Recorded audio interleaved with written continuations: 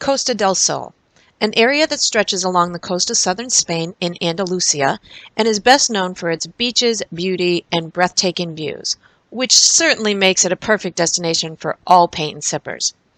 Whether you're going west to Torremolinos or east to Nerja, I'm here to share with you my tips for painting and sipping in Costa del Sol.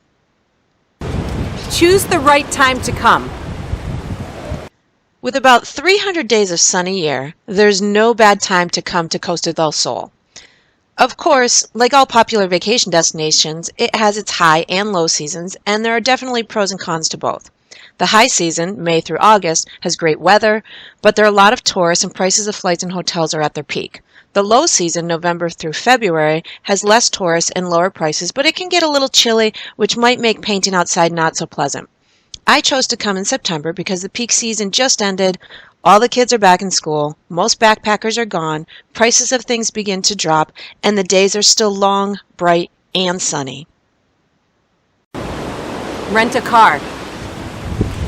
Renting a car is definitely the best way to see Costa del Sol. Taxis can get expensive, buses take a long time and make frequent stops, and tours just don't give you the time to sit and paint. If you want the freedom of being able to go anywhere, at any time, then renting a car is definitely your best option. You could literally drive from one end of Costa del Sol to the next in about 2 hours and stop at many beautiful scenic spots along the way to paint and sip. Don't forget to add on extra time for wherever you want to go. Even the best planned trip never goes according to plan. There's traffic delays, slow-moving trucks, not being able to find a parking spot. There's always factors outside of your control that can alter even the most thought-out itinerary. So, if Google says it's going to take you about an hour to drive from Malaga to Nerja, chances are it's really going to take you about 25% longer.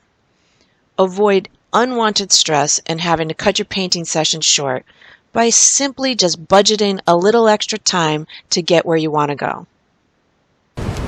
Try to have your paint set accessible at all times. Even if you don't have intentions of painting on a particular day, you're going to want to have your painting supplies accessible and ready to go just in case. Trust me on this one because you never know when you're going to stumble upon that perfect spot you just have to paint. There's beauty everywhere, and you don't want to miss out on painting an image because you have to drive all the way back to your hotel to get your painting supplies. The simple solution is just to keep your paint set in the trunk of your car. Or alternatively, if that's not possible, have everything packed up and ready to go back at your hotel room so you can go and get it quickly. Get a room with a view. Finding a hotel that has a view of the Sierra Mountains or of the ocean might be a little more expensive, but it will be worth it if you want to paint from the luxury of your own hotel or your room. Before you book, check your hotel to see if they have rooms with views, and if not, many hotels have balconies or rooftops where you can actually set up your easel. Know where the paint supply stores are. Although there are plenty of art stores in the major cities, there's very few in between. You're not going to find a Michael's or a Walmart anywhere around Costa del Sol, and many of the art supply stores are small shops that have a limited selection of materials, so it's best to check their website or even call ahead to make sure they have what you need. Expect to draw an audience. Tourists will always be tourists everywhere you go, and Costa del Sol is no different. People will be nosy and sometimes, annoying, so don't be surprised if a few tourists stand behind you and watch as you paint. They might even walk in front of your canvas as if you don't exist, and even strike up a conversation thinking that you're actually interested in talking with them. So as long as you're mentally prepared for it, you can definitely handle it. Make sure you're prepared for this siesta. Siesta is a great time for relaxing, napping, and eating. However, it's not convenient if you're in need of paint supplies.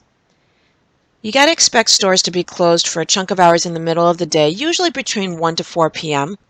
So if you need a new brush, more canvases, or some cobalt blue, it would be best if you go to the store first thing in the morning before heading out because you might be out of luck if you try doing that in the afternoon. Go into the hill towns for those extra special views. Now, we all know that the beaches are stunning, and there are plenty of places where you can set up your easel and paint the ocean. But don't forget to go into the hill towns, such as Torox or Frigliana. Both are located about 40 minutes from Malaga, and you got to remember that these towns they're built on hillsides, and they have some of the most spectacular views of the coast that would just leave you breathless. Make sure you visit the local galleries. Step into an art gallery and see for yourself the works of local artists. You never know, you might get inspired, you might get some painting advice, and you might even get directed to a truly hidden secret scenic spot that you'll want to paint. Try to stay in the countryside. Although staying in a major city like Malaga might have its benefits, if you're coming here to paint, I would definitely recommend staying in a smaller town. Not only is it cheaper, but it's also more convenient. Many of the scenic spots throughout Costa del Sol are located in the countryside, up on the hills, or near that smaller, lesser-known beach. And you'll also save a lot of travel time by choosing to stay outside of the major cities.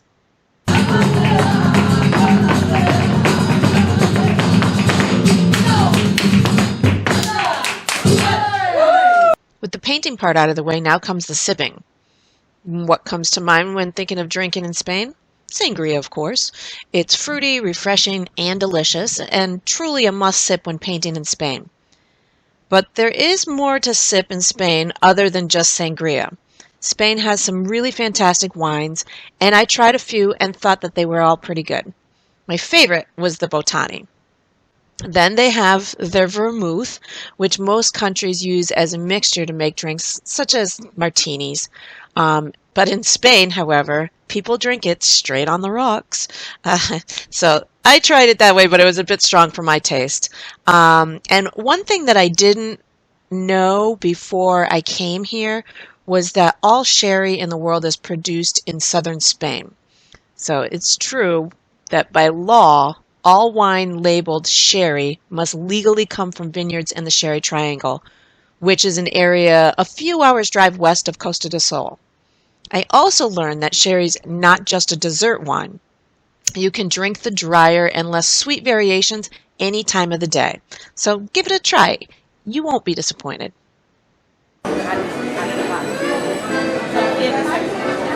Oh, what is this? This is not wine. Thanks for watching. Please join me as I paint and sip around the world.